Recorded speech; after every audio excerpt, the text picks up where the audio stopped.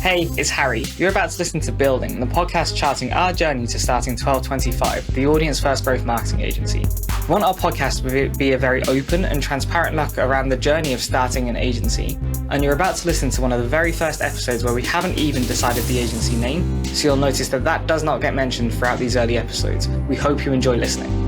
No one really knows what connects with people, and it's got to be very intuitive. You've got to kind of get to like when we had our initial call, I could tell instantly, we kind of clicked, and it's kind of working with that and bringing that to life through the copywriting that we've done and the brand positioning that we've done. And I think that's the difference. It's not trying to fit things in a box. It's kind of starting with the box and working your way outwards. Like, what can you do different in a way for the sake of being different, but also aligning it in an intuitive way. Upwork is a tricky one. I love it, and I also find it's a lot of work.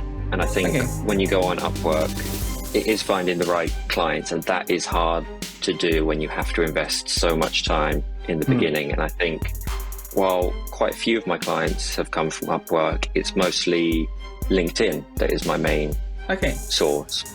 And that's because it's people buying from people. I can connect to people, directly message with people. And I think that's what Upwork is lacking. But I also believe that's what they're trying to do. They're kind of undergoing a rebrand and a revamp with things, developing community. Yeah, so if I was asking, as let's say, not Harry, but someone who was looking to start something new, whether that be like a D2C business selling similar products to what's in the market, or maybe an agency looking to stand out, what tips would you give someone like me? Okay, that's a good point. And I think there is the distinction I always go by, that you don't need to invest in someone like me or a storyteller or a branding person before you've got the basics done. You're going to make a lot more strides. I'm not going to try and oversell to someone or try and hard sell on someone, because that will not guide them down the route they need to go. For me, I've seen lots of time where people try and invest in the branding process far too early before what they need to do, trying to come up with creative ideas before you've got their baseline if they know what to do. And it doesn't work for anyone in that process.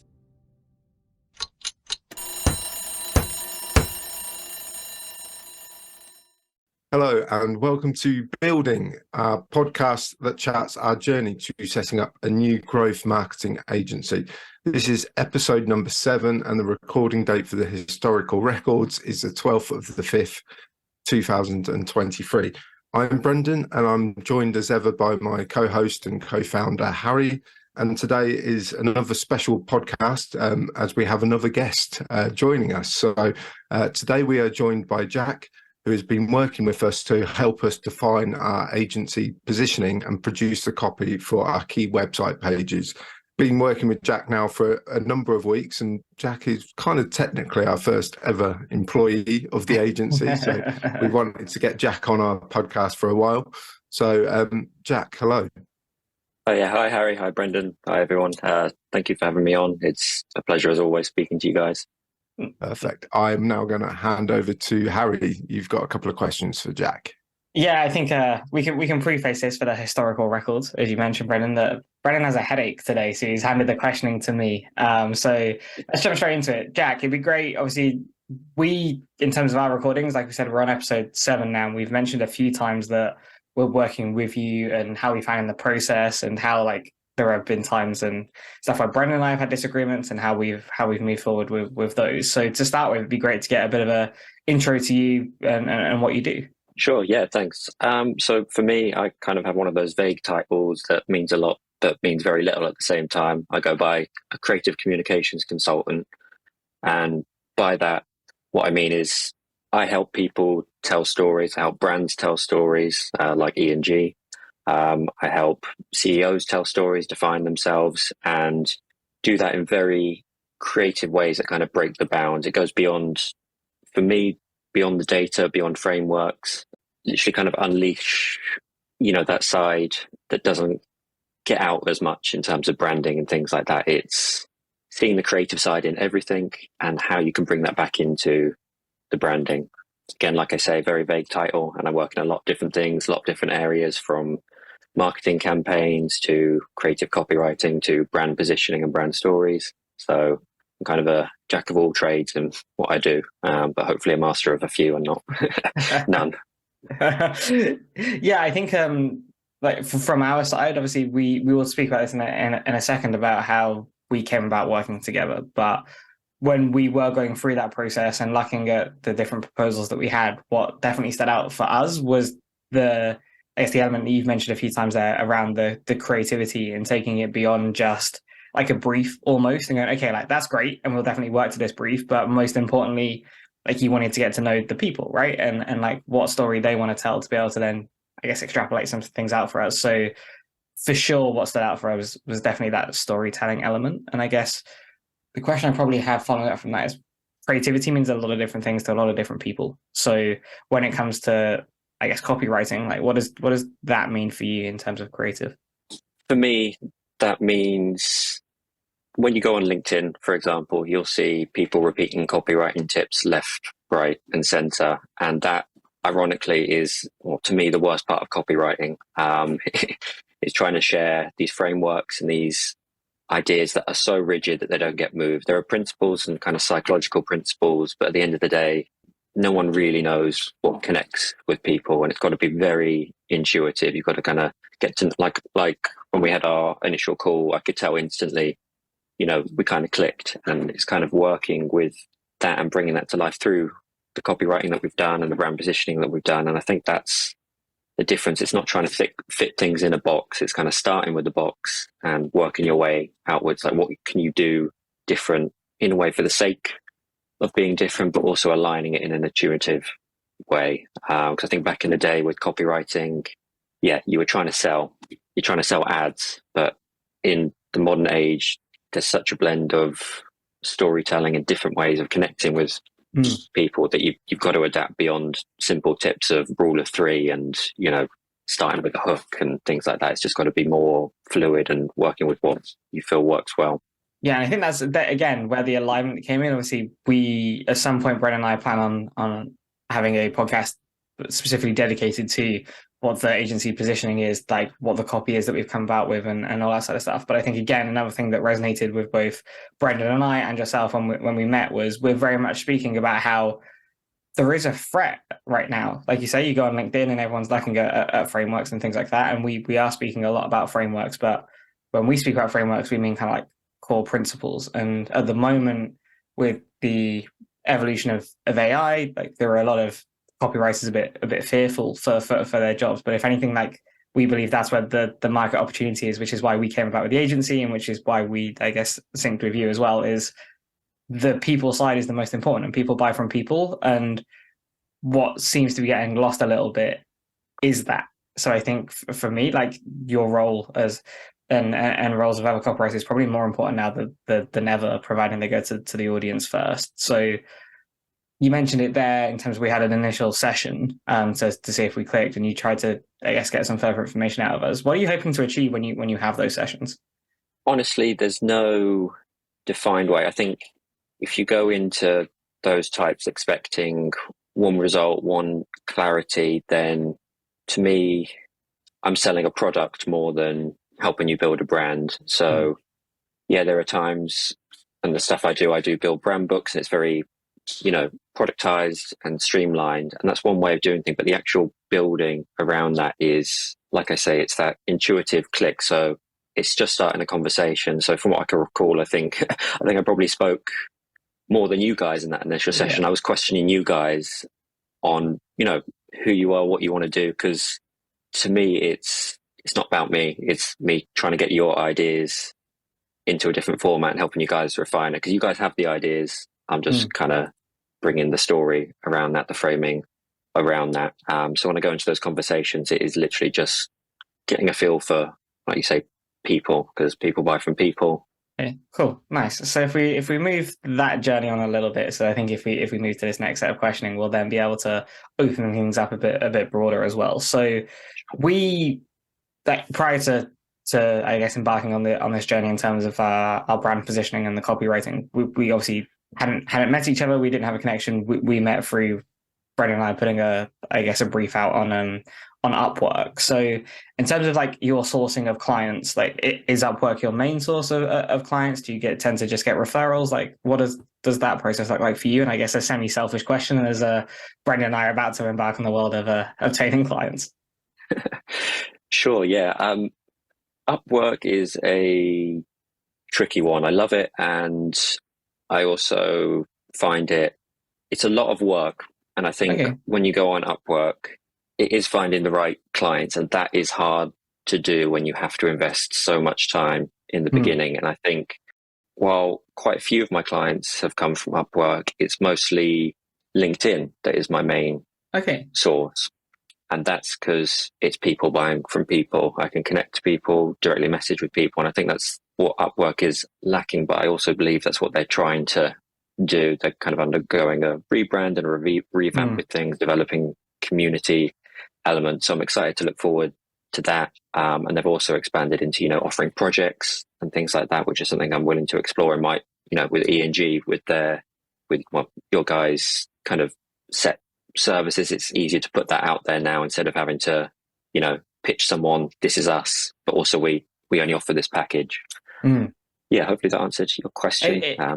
It does, and I think I am quite interested to see how it evolves. So we, in our previous but also current until July roles, we use it quite a lot for getting burst capacity as and when we need it, because we do project work, and we've seen it evolve over the years. And I think the one thing that continues to frustrate me is how like the messaging model there in terms of being able to just one-on-one communicate with people isn't great. And ultimately that's what the success of a project relies on. You have that initial scoping period where you need to get to know each other, understand if you can work together. Because again, we held Brendan, like 6 or 7 conversations, and there were some people that you knew straight away, actually, you know what, like you're great at what you do, but in terms of working relationship, this isn't going to be beneficial. And at the moment, that is quite hard to achieve. Whereas, like you say, on LinkedIn, you can quick DM, jump on a call, and go from there. So, yeah, I think that is something that I'm interested to see how it evolves as well. I do like Upwork in terms of, to be fair, Jack, it was a competitive pitch, and there were we did speak to 6 or 7 very good writers, and 3 or 4 of them we debated for quite a long time before we obviously chose to engage with you. So I think almost that process of having to build up a kind of pitch and do that stage first before building the connection was quite an interesting kind of way of doing it. And for people to put the effort in to do that, you already could tell, okay, these people are worth kind of engaging with from that get-go. So you almost got a bit of that kind of skin in the game or that trust element from get-go, and that helped the process and made sure that we were kind of confident in our choice in engaging with a writer, and in particular yourself. It's an interesting power dynamic, I think, because if we look at the normal sales process that we have as an agency, it's very much the other way around, right? And I think we almost, when we speak about pitches, especially, we almost want that pitch to be a procession, right? Because we put in all our legwork, we know exactly what the client wants, and hopefully we're just going there to get the deal done. Whereas, I guess to your point, Jack, we're with the Upwork process or processes similar to that, you have to do all the legwork first without even knowing if you're going to be going anywhere, and that is an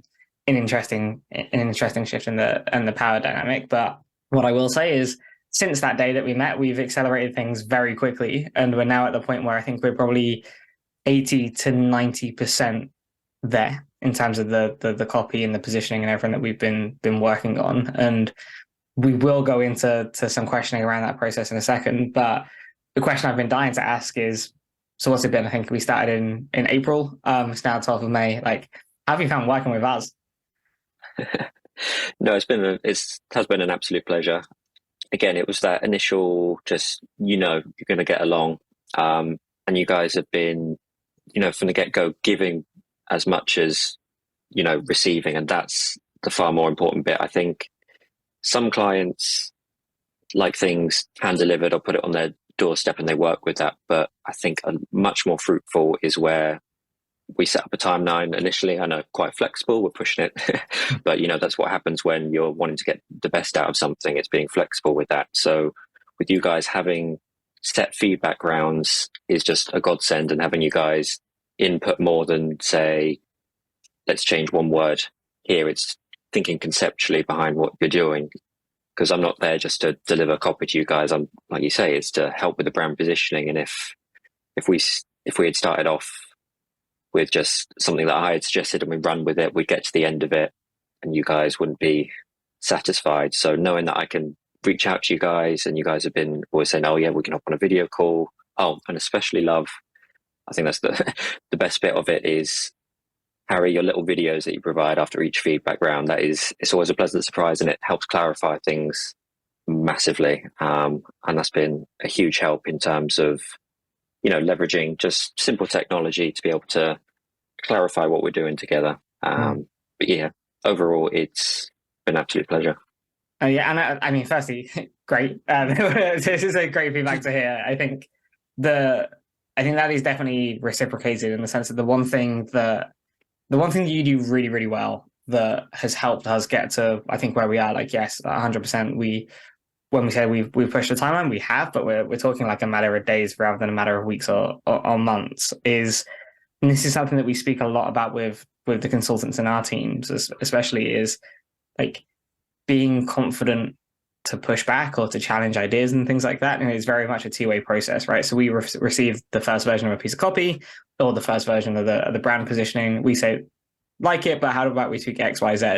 Like, I'd say at least 50% of the time that is met with a could do, but here's the reason it might not work, or here's a slight variation that maybe be more powerful and more, I guess, around where you want to be. And that is to a point now, Brendan, where I think we're both super confident in the work that has been produced. We have also, Jack, as you know, we got a couple of people that fit within our buyer personas to have a review as well, and we condensed all that feedback. But again, it wasn't really much, and if anything, it's that classic case of we had to make sure we weren't being overly picky by the end of that process, to the point that we got a couple of pages signed off relatively quickly. So yeah, I think if to summarize that part, and when we do reviews with people, we were saying what's the one thing that we encourage people to keep doing, it's the challenging element, because that helps us get to where we want to be as quickly as possible.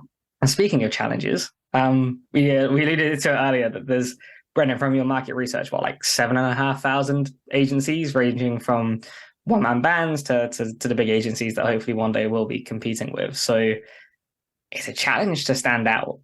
How have you found that process and helping us to do that? So I do quite a lot of work as well with clients in the APAC region who are quite fond of, kind of the drop shipping model, especially via Amazon and things like that.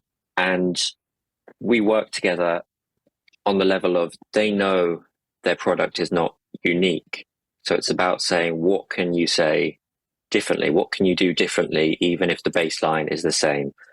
And I think for you guys, you have the added thing of, you're going back to the roots. You're saying, no, this is what works. So it's not repeating a process, but it's going, no, that is what works. But how can we just go take it that one extra level and show, this is the story we want to tell about what we do, and that's what set us apart. And I know when we were doing the brand positioning, we were going back and forth between, we had the no BS approach. I can't remember the name of the one. We had the varsity approach.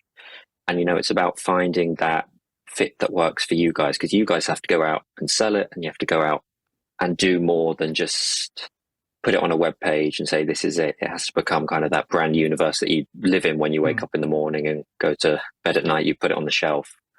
Yeah, did that go some way to answering your question? I know I could divulge on and tangent towards the end, but yeah. No, I think the one bit I want to drill down on a little bit, if that's okay, and honestly, you don't have to go into too much detail, is when you started that answer there, you mentioned about the fact you do a lot of work in the APAC region, and they're big fans of, I guess, the drop shipping model and the Amazon models, which we have done some work in previously as well. And we hadn't necessarily thought about it how you just said it there, around like the products are essentially the same. We're probably getting it from the same suppliers or very similar suppliers. So you have to then stand out in different elements. The one thing that I think you've done really well, which I'm keen for you to potentially expand on a little bit, albeit the question is going to be very vague, is you managed to get personality into things that maybe don't have a lot of personality. So how do you do that? It will sound in a very pretentious way, but I hope you know I don't mean this pretentiously. You have to go in like a kind of creative, mad spin where it's more poetical when you start writing. Like, to me, I love going into the research phase. You learn everything about it. I learned more about growth marketing and delving into you guys. And once you have that research all together, it's kind of like having a little second brain on the side. And I could take all that and then again, there's the pretentious part, run free with it, kind of unleash a bit of creative madness. And then it's about just finding that kind of tone, that character and that story, and kind of diving into it like a book. You just kind of, everything seamlessly flows together. So, there's not a sentence that doesn't feel out of place because it's taken the time. And, even if the author doesn't consciously, think, okay, this sentence has to fit in there, it's once you're working within that story, once you're in that second brain, everything kind of flows from there. And I think that's where the smaller elements that you don't really think about, if it call to action buttons, things like that, people might just put down, listen or contact us. And yeah, they may work. And I'm not saying one is better than the other, because honestly, you have to perform psychological research that you can't do. But it's that image on top of things, telling that story. So I know with one of the call to action buttons, at least we're considering, it's just, let's talk. That says so much to the client, even though it's saying the exact same thing as contact us. So I think it's just about projecting that different image, that different story, and live in that brand universe. And that's kind of how I did it. I jump in and see what comes out.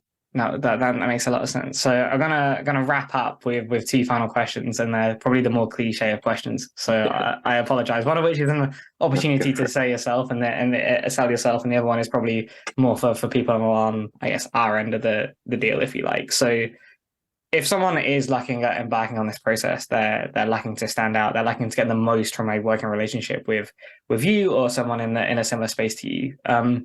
What tips do you have for them? So for that question, so who's yeah. So asking?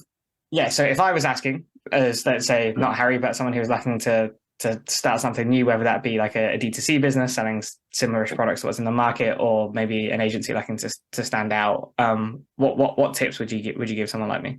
Okay, that's a good point. And I think there is the distinction I always go by, that you don't need to invest in someone like me or a storyteller or a branding person before you've got the basics done. You're going to make a lot more strides. I'm not going to try and oversell to someone or try and hard sell on someone, because that will not guide them down the route they need to go. For me, I've seen lots of time where people try and invest in the branding process far too early before what they need to do, trying to come up with creative ideas before you've got their baseline if they know what to do.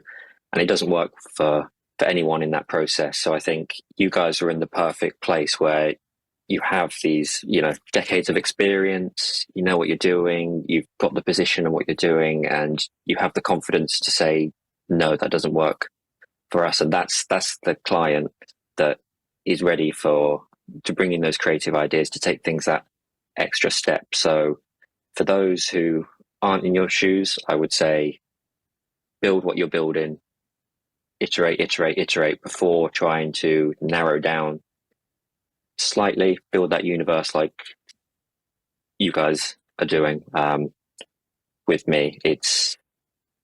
Otherwise you're going to narrow down too quickly and not be too happy and just repeat the process in about 2 years' time. So for those in your position, I would say make sure you're confident confident in yourselves, confident in your business direction before reaching out to someone to provide that extra layer on top of it. Okay, that's interesting. I'm actually gonna change my final question based on something that you just said there, which is quite interesting. So you said that, like, if you do this process too quickly, you probably end up having to go again in, say, 2 years' time. But at the same time, like, I guess brand positioning does evolve over time. So the answer to this, maybe this is a stupid question, so feel free to tell me that is a stupid question, but like what's that typical like time frame for evolution? Do you is it like a ballpark, like we'd expect it to change after 5 years, 10 years, or is it very much circumstantial? I think that's a very good point. Definitely not a stupid question. I think it's probably something I could be clearer on. I think so. With the difference that I try to bring is, it's like you say, that story conceptual element where it goes a bit beyond just a statement, where you're kind of feeling the brand a bit more. It's got a tone, but it's adaptable.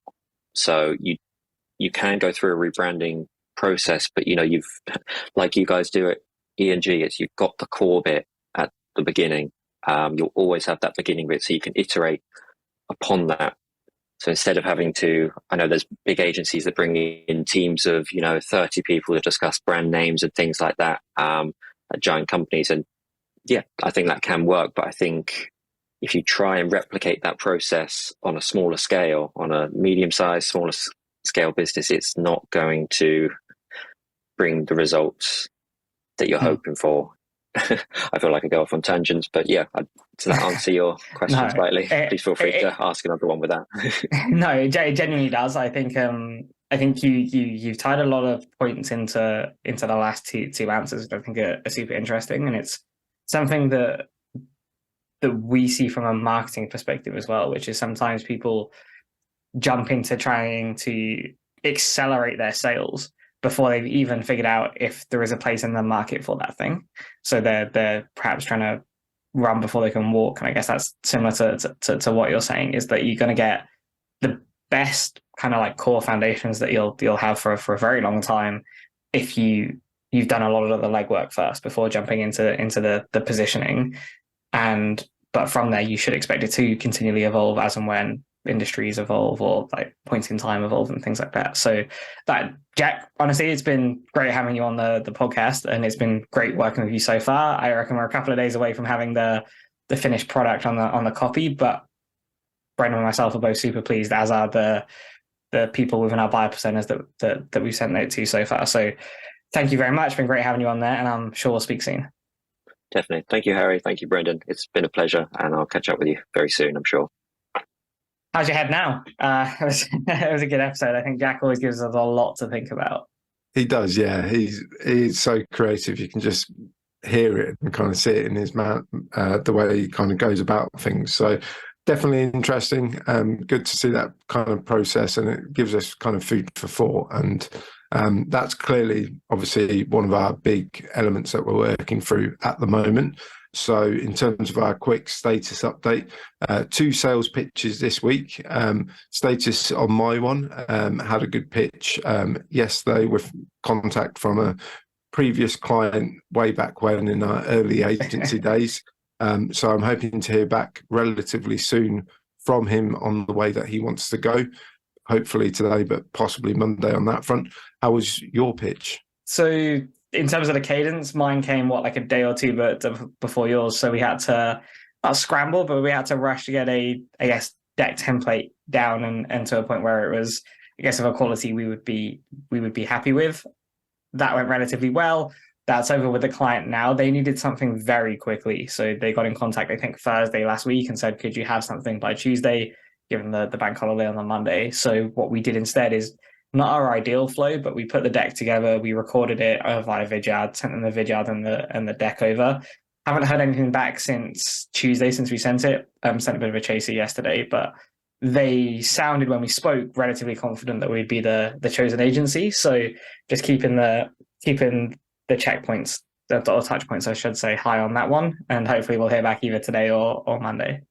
Perfect. If he doesn't answer back, like we need to get on LinkedIn, give him a couple of direct messages, chase him up that way. So yeah, that's really encouraging news on that front. So to have these conversations at this stage of our kind of agency is hugely positive and builds confidence. So the other elements that we're working on, target accounts, I think that's probably going to be my next big focus. I really need to catch up on that front. I'm going to commit to 20 target accounts for over the next week, because I've kept saying that, so I'm actually going to commit to it and do it this time. We've also got to wrap up the copy with Jack, so we've given a round of feedback on the last 3 web pages.